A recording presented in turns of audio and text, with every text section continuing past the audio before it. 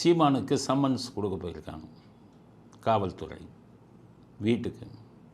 அங்கே ஒரு பெரிய பிரச்சனையே நடந்திருக்கு. சீமானுடைய வாட்ச்மேனை அடித்து இழுத்துட்டு போகிறாங்க. இந்த வீடியோவை பாருங்கள்.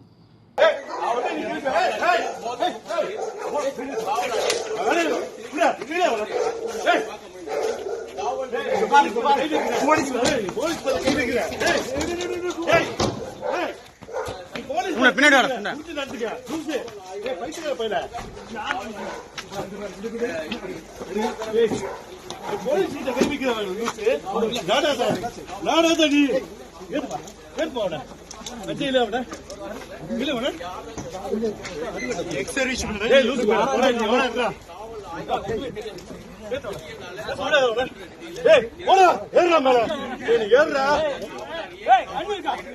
அதனால் சீமானுடைய வாட்ச்மேனை அடித்து இழுத்துட்டு போகிறாங்க.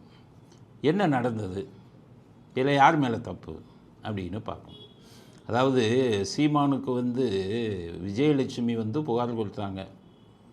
புகாரை வாபஸ் வாங்கிடலன்ட்டாங்க. சீமானு அதோடு விட்டுருந்தால் அந்த பிரச்சனை பெருசாக இருக்காது. அவங்க வழக்கறிஞர்கள் சொன்னாங்கன்ட்டு குவாஷ் போட்டாங்க. ஏன்னா போலீஸே மூடிட்டு சொல்லுவாங்க. குவாஷ் போட்டோன்னே ஹைகோர்ட் என்ன பண்ணிட்டாங்க, அதெல்லாம் அவங்க வாபஸ் வாங்கினாலும் செல்லாது, விசாரிங்க, 12 வாரத்தில் அறிக்கை கொடுங்க, 3 மாதத்துக்குள்ளே விசாரித்து அறிக்கை கொடுங்க அப்படின்னு போட்டாங்க. இப்போ போலீஸை விசாரித்து தான் ஆகணும். அப்போ போலீஸை விசாரணையை ஆரம்பிக்கிறாங்க. எங்கேருந்து ஆரம்பிக்கிறாங்க? பெங்களூரில் இருக்கிற விஜயலட்சுமிகிட்டேருந்து ஆரம்பிக்கிறாங்க.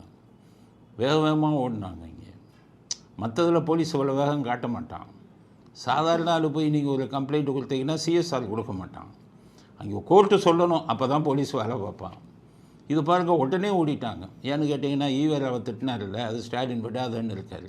போலீஸ் இன்னும் கொஞ்சம் வேகமாக வேலை செய்கிறான். சீமாவில் ஸ்டாலின் சொல்லனா அவ்வளோ வேகமாக வேலை செய்ய மாட்டாங்க. ஸோ இங்கேருந்து விரட்டி போகிறாங்க. விஜயலட்சுமியை பார்க்குறாங்க.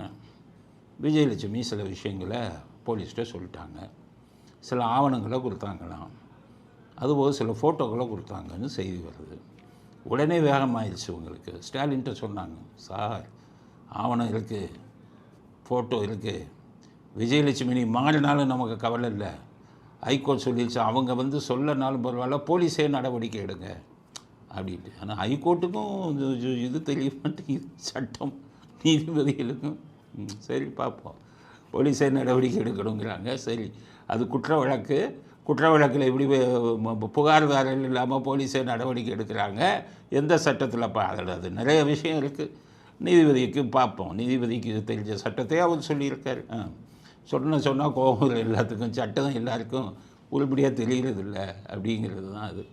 நீதிமன்றம் அவங்க வாட்டுக்கு சொல்லிட்டு போயிடுவாங்க. வரட்டுமே ட்ரையல் கோர்ட்டில்.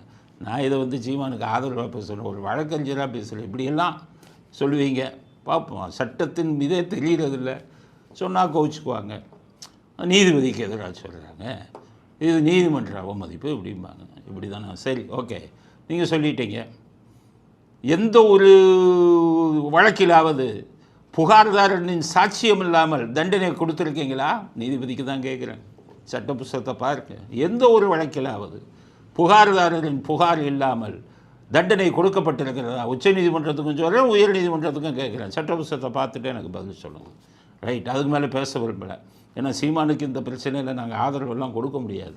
ஏன்னா அவர் தப்பு செஞ்சிருந்தால் தண்டனை அனுபவிக்கணும். பெண் சம்மந்தப்பட்ட விஷயம். அந்த பெண் நிரந்தரமான ஒரு எண்ணம் இது இல்லாதவர், ஸ்டாண்டு இல்லை. ஒரு நாளைக்கு ஒன்று பேசுவாங்க, ஒரு நாளைக்கு அழுவாங்க, ஒரு நாளைக்கு அந்த பக்கம் வாபஸ் வாங்குவாங்க. இருந்தாலும் ஒரு பெண் சம்மந்தப்பட்டது அவர் பாதிக்கப்பட்டிருந்தால் யாராக இருந்தாலும் தண்டனை கொடுக்கணுங்கிறது தான் எங்களுடைய கருத்து. இதில் யாருக்கும் ஆதரவோ எதிர்ப்போ கிடையாது. நான் பேசுவதெல்லாம் சட்டம் சார்ந்த விஷயம். சரி, சம்மன் கொடுக்குறீங்க, போலீஸுக்கு தான் சொல்கிறேன். 160 சிஆர்பிசி 160 சிஆர்பிசி தான் சொல்லுது. சம்மனை எப்படி சர்வ் பண்ணணும்னு சொல்லுது. போலீஸ்காரனுக்கு தான் சொல்கிறேன். சட்டம் ஒரு வேலுக்கு தெரிகிறதில்லை, ஒரு போலீஸ்காரனுக்கும் சட்டம் தெரிகிறதில்லை. ஆரம்பத்திலேருந்து ஐபிஎஸ் கீழே இருக்கிற அடிமட்டம் வரை சட்டம் தெரிகிறதில்லை. அந்த காலத்தில் ஒருத்தர் மேலே புகார் வந்ததுன்னு வைங்க, எப்படி கூடுறாங்க தெரியுமா? ஒரு போலீஸ்காரன் இங்கே யூனிஃபார்ம் எல்லாம் போட்டுட்டு வீட்டை கதவை தட்டுவான். வீட்டு கதவை போய் என்னென்னா, ஐயா கூப்பிட்றாங்க உங்களை. எந்த ஐயா? இன்ஸ்பெக்டர் ஐயா கூப்பிட்றாங்க. எதுக்கு? அதெல்லாம் தெரியாது, நீ வா.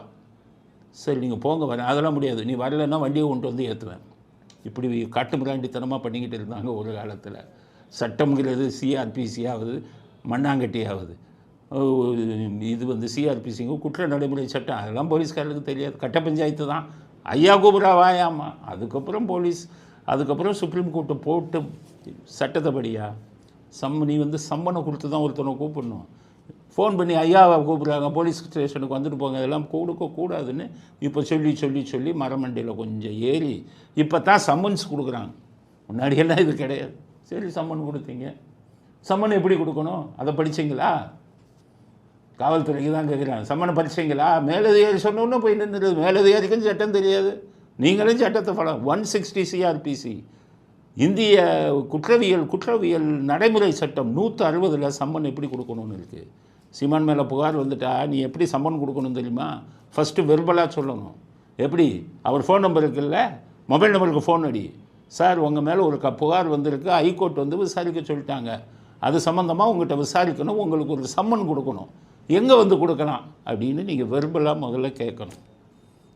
இல்லை, அதுக்கப்புறம் ஃபோன் பண்ணி அவர் எடுக்கலை, ரெஜிஸ்டர் போஸ்ட்டில் அனுப்பு, ரெஜிஸ்டர் போஸ்ட்டில் அனுப்பு. சட்டம் தயாப்பா சொல்லுது, ரெஜிஸ்டர் போஸ்ட்டில் அனுப்பு.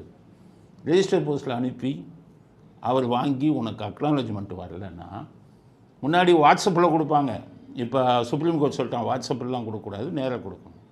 சரி, ரெஜிஸ்டர் போஸ்ட்டும் போகலை, ஃபோன்லேயும் நீங்கள் பேச முடியலை, 3வது தான் வீட்டுக்கு இன் பர்சன். அப்போ போ, நீ ஃபோன்லேயே அவர் சரி சார் நான் நாளைக்கு வந்துடுறேன் அப்படின்ட்டாருனா முடிஞ்சு போச்சு. நீ சம்மனை போய் வீட்டில் கொடுக்கணுன்னு அவசியம் இல்லை. சட்டத்தை தெரிஞ்சுக்கங்க.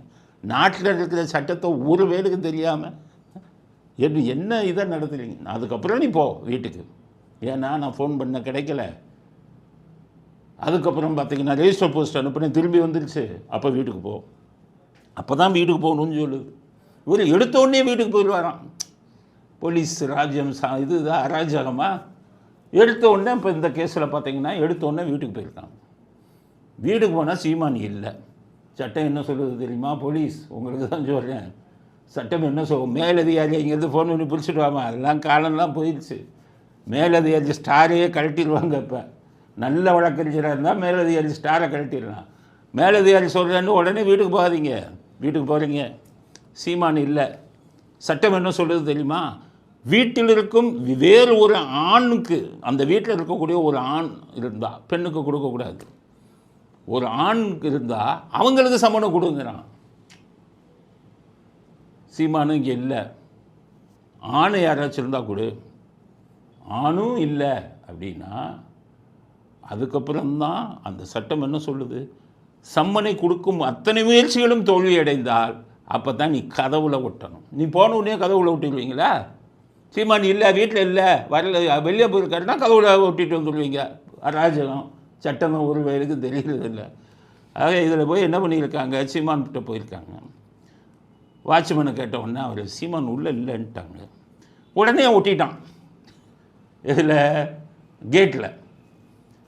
கொஞ்சமாச்சும் யோசிக்கணும். நீ போலீஸ்காரன் 50,000 ரூபா 70,000 ரூபா சம்பளத்தில் ஆரம்பித்து 1 லட்சம் 1.5 லட்சம் சம்பளத்தில் அரசாங்க ஊழியனாக இருக்க. அங்கே இருக்கான செக்யூரிட்டி பாவம் 10,000 15,000த்துக்கு வேலை பார்க்குறான். அவனுக்கு எவ்வளோ சம்பளம் இருக்குது? 15,000 ரூபா இருக்கும். அவனுக்கு என்ன கொடுத்துருக்காங்க? வீட்டு காவலராக போட்டிருக்கான். வீட்டு காவலில் போட்டிருக்கான்னா அவனுக்கு இது வந்து யாரையும் உள்ள விடாத, யார் வந்தாலும் அவன் தடுப்பாயா, நீ போலீஸ் வந்தாலும் எதுக்குங்கன்னு கேட்பாங்க. கேட்டுட்டு உள்ளே இருக்கக்கூடிய அவங்களுடைய உரிமையாளர்கிட்ட சார் போலீஸ் வந்திருக்காங்க, இது வந்திருக்காங்கன்னு சொல்லுவான். அப்போ நீ போய் அவனை பிடிச்சனா, ஒரு செக்யூரிட்டிக்காரன்ட்ட போய் வெக்கம் இல்லை இந்த போலீஸ்காரங்களுக்கு, யூனிஃபார்மை போட்டு ஒரு செக்யூரிட்டிக்காரனோட போய் சண்டை போடுறீங்களே. இதுக்கு முன்னாடி ஒரு பேட்டியில் இதை நான் வந்து முதல்ல நிறையா செய்தி வரலை, அதனால் நான் வந்து போலீஸ்க்கு வந்து ஒத்துழைப்பு கொடுக்கணும்னு போன ஒரு மணி நேரத்துக்கு முன்னாடி ஒரு வேறு சேனல் பேட்டியில் கொடுத்தேன்.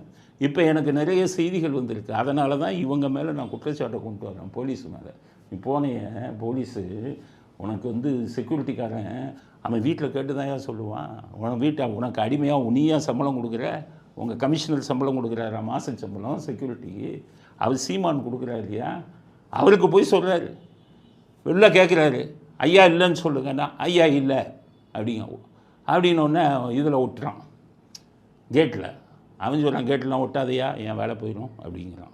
அதை மீறி ஒட்டிட்டு போகிறான். நீ ஒட்டவே கூடாத.